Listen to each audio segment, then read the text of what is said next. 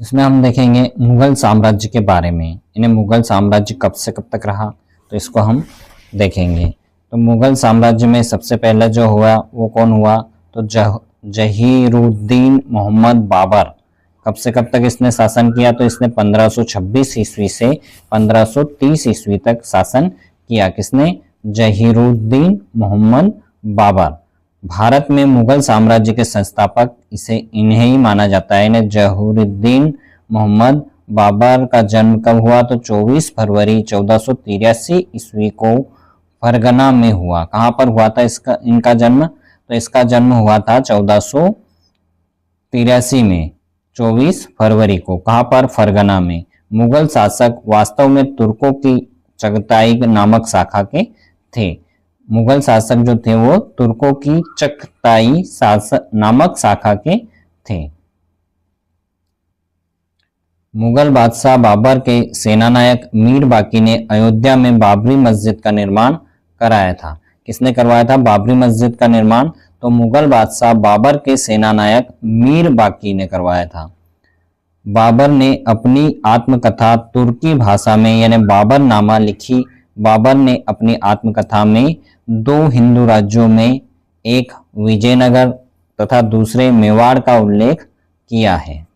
फिर आता है हुमायूं। तो हुमायूं ने कब से कब तक शासन किया, तो हुमायूं ने 1530 से 1540 तथा 1555 से 1556 तक इसने शासन किया। इसका क्या नाम था, तो नसीरुद्दीन मोहम्मद हुमायूं। तो इसका जन्म कब हुआ था, तो 6 मार्च 1508 में इसका जन्म हुआ था। और कहाँ पर हुआ था, तो काबुल में इसका जन्म हुआ था। इसकी माँ माहम बेगम शिया संप्रदाय से संबंधित थी। नसीरुद्दीन मोहम्मद हुमायूं का जन्म 6 मार्च 1508 को काबुल में हुआ।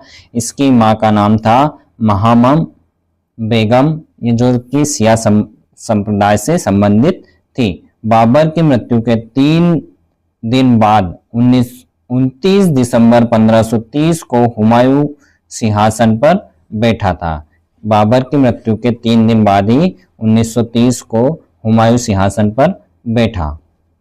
हुमायूं ने अपने पिता से मिले साम्राज्य को अपने भाइयों में बांट दिया। हुमायूं ने क्या करा, जो अपने पिता से जो साम्राज्य मिला था उसे अपने भाइयों में बांट दिया। जिसे कामरान को काबुल और बख्श खां को मिला।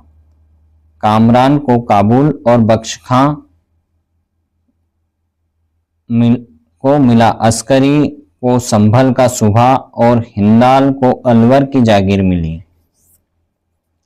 हुमायूं तथा शेर शाह के बीच बक्सर के निकट चौसा का युद्ध 1539 में हुआ, जिसमें हुमायूं पराजित हुआ। जो चौसा का युद्ध किसके किसके बीच हुआ था, तो हुमायूं और शेर शाह के बीच हुआ था, जो कि चौसा का युद्ध के नाम से प्रसिद्ध है। कब हुआ था, 1539 में, जिसमें हुमायूं पराजित हुआ था।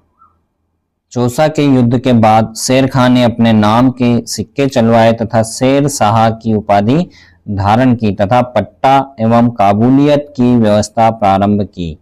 कन्नौज का युद्ध 17 मई 1540 को हुआ, जिसके बाद हुमायूं को निर्वासन जीवन बिताना पड़ा।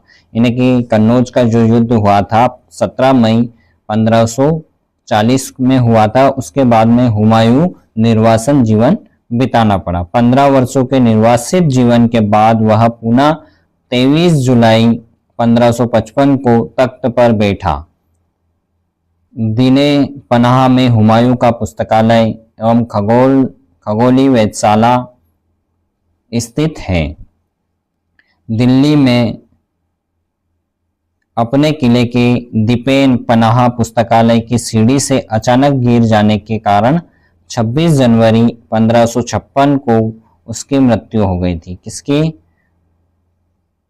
किसकी मृत्यु हो गई थी, हुमायूं की। किससे गिरने के कारण, अपनी पुस्तकालय की सीढ़ियों से गिरने के कारण। हुमायूं के मकबरा का निर्माण 1565 ईस्वी में हुमायूं की विधवा हाजी बेगम ने करवाया।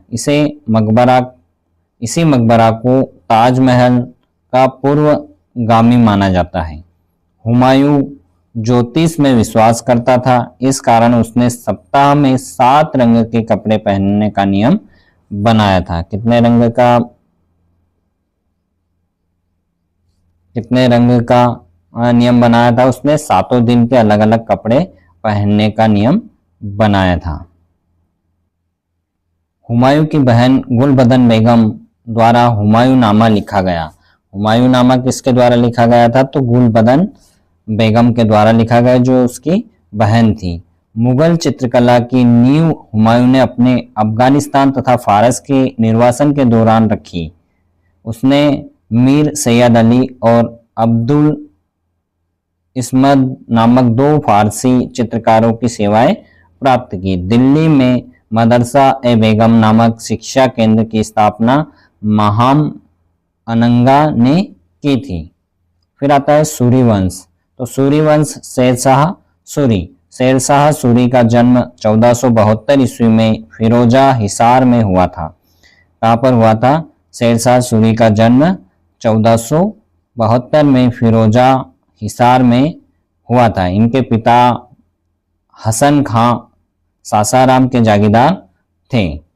फरीद खां अपनी सौतेली मां व पिता से तंग आकर 22 वर्ष की अवस्था में 1494 ईस्वी में घर से भागकर जौनपुर चला गया।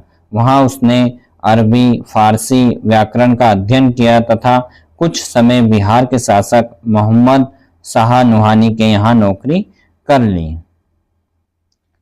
1529 ईस्वी में बंगाल के शासक नुसरत शाह को पराजित करके शेर शाह सूरी ने हजरते आला की उपाधि धारण की और 1539 में चौसा के युद्ध में हुमायूं को पराजित करके उसने शेर शाह की उपाधि धारण की तथा अपने नाम का खुतबा पढ़वाया और सिक्के जारी करवाए। शेर शाह सूरी ने हुमायूं को हराकर 1540 से 1545 तक भारत पर राज किया था। कब से कब तक किया था शेर शाह सूरी ने?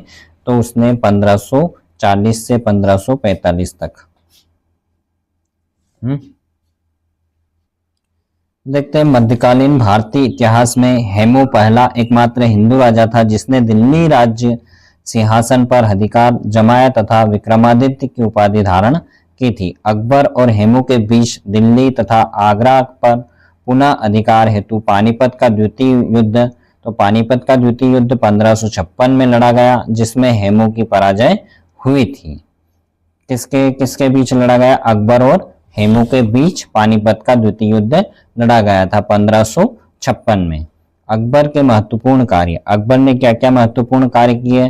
तो इसने दास प्रथा का अंत किया। तो दास प्रथा का अंत किसने किया था? तो अकबर ने। कब किया था? 1562 में। हिंदू तीर्थ यात्रा कर की समाप्ति। जो हिंदुओं पर तीर्थ का यात्रा कर लगाया जाता था उसको भी अकबर ने समाप्त कर दिया था। कब कर दिया था? 1563 में। जजिया कर की समाप्ति। जो जजिया कर भी गैर मुस्लिमों पर लगाया जाता था उसको भी उसने समाप्त कर दिया था 1564 में। पर्दा शासन का अंत। पर्दा शासन जो हुआ करता था उसका भी अंत 1564 में अकबर के द्वारा किया गया। सिकरी की स्थापना। तो फतेहपुर सिकरी की स्थापना कब की? 1571 में। राजधानी फतेहपुर सिकरी स्थानांतरित तो 1571 में। अकबर की गुजरात विजय 1572 में। मनसबदारी प्रथा की शुरुआत तो 1573 या 74 ईस्वी में। फतेहपुर सिकरी में इबादत खाने की स्थापना 1575 में।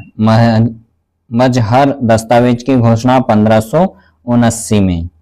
दीन ए इलाही की स्थापना 1582 ईस्वी में। इलाही संबत प्रारंभ तो 1583 ईस्वी में। राजधानी का लाहौर स्थानांतरण 1585 में। अब देखते हैं हम अकबर के दरबार में 9 रत्न। तो अकबर के कौन कौन से 9 रत्न माने जाते हैं? अकबर के दरबार के 9 रत्न। अकबर के दरबार के जो 9 रत्न थे वो कौन कौन से थे? तो पहले थे मुल्ला दो प्याजा। यानी मुल्ला दो प्याजा को अपनी कुशाग्र बुद्धि, वाक पटुता एवं प्याज के प्रति अतिशय रुचि के कारण उन्हें मुल्ला दो प्याजा की उपाधि दी गई थी। किसे मुल्ला दो प्याजा की उपाधि दी गई थी? यानी कि अपनी कुशाग्र बुद्धि और वाक पटुता एवं प्याज के प्रति अतिशय रुचि के कारण। फिर आता है अब्दुल रहीम खान खाना। अब्दुल रहीम खान खाना जो कि खान खाना बैरम खां के पुत्र थे तथा फारसी, तुर्की और हिंदी के प्रकांड विद्वान थे। बाबर की आत्मकथा तुझे के बाबरी उन्होंने तुर्की भाषा से फारसी भाषा में अनुवाद किया। अकबर ने इन्हें खान खाना की उपाधि से विभूषित किया गया। फिर आते हैं हमीम हुमाम। हमीम हुमाम सम्राट अकबर के अति निकट के मित्र थे।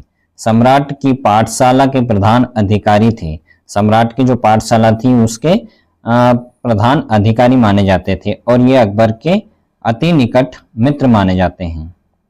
फिर देखते हैं हम आगे। अबुल फजल तो एक कुशल सेनानायक थे। आईनी ए अकबरी तथा अकबरनामा इनकी प्रमुख ऐतिहासिक कृति है। तानसेन तो तानसेन अकबर के दरबार में प्रसिद्ध संगीतज्ञ एवं राजकवि थे। ये अकबर के संगीतज्ञ और राजकवि थे। अकबर ने इन्हें कंडाभरण वाणी विलास की उपाधि प्रदान की। तानसेन का मूल नाम रामतनु पांडे था। फिर आते हैं राजा मानसिंह तो एक प्रमुख सेनापति थे। मुगल साम्राज्य के विस्तार में महत्वपूर्ण योगदान दिया। किसने? राजा मानसिंह ने। फिर है बिरबल। बिरबल के बचपन का नाम महेश दास था। अकबर के राजस्व प्राप्ति के लिए जब्ती प्रणाली प्रचलित थी जो भूमि सर्वेक्षण, भू राजस्व निर्धारण के लिए दस्तूर उल अमल तथा जाप्ती खसरे की तैयारी पर आधारित थी।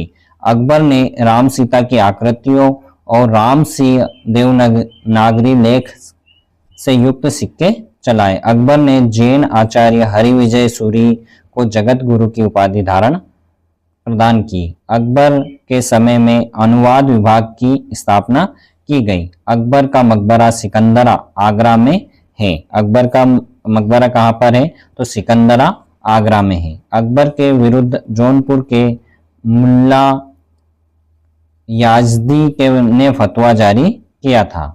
नक्शबंदी सूफियों ने अकबर की उदारवादी नीति का विरोध किया था। बादशाह अकबर की मृत्यु 1605 में अतिसार रोग के कारण हुई थी। अकबर के शासनकाल में पुनर्गठित केंद्रीय प्रशासन तंत्र के अंतर्गत मीर बख्शी मुख्यतः सैन्य विभाग का प्रमुख था। इसका कार्य सैनिकों को वेतन एवं सैनिक संगठन से संबंधित था। फिर अकबर की सैन्य व्यवस्था मनसबदारी व्यवस्था 1875 ईस्वी पर आधारित थी। मनसब शब्द का अर्थ श्रेणी या पद है। मनसबदार का अर्थ उस अधिकारी से था जिसे शाही सेना में एक पद या श्रेणी प्राप्त थी। अकबर की मनसबदारी व्यवस्था दशमलव प्रणाली पर आधारित थी। मुगल मनसबदारी व्यवस्था का मध्य एशिया से ली गई थी। इस प्रकार का सैन्य विभाजन चंगेज खां के नेतृत्व में मुगल सेना ने किया था।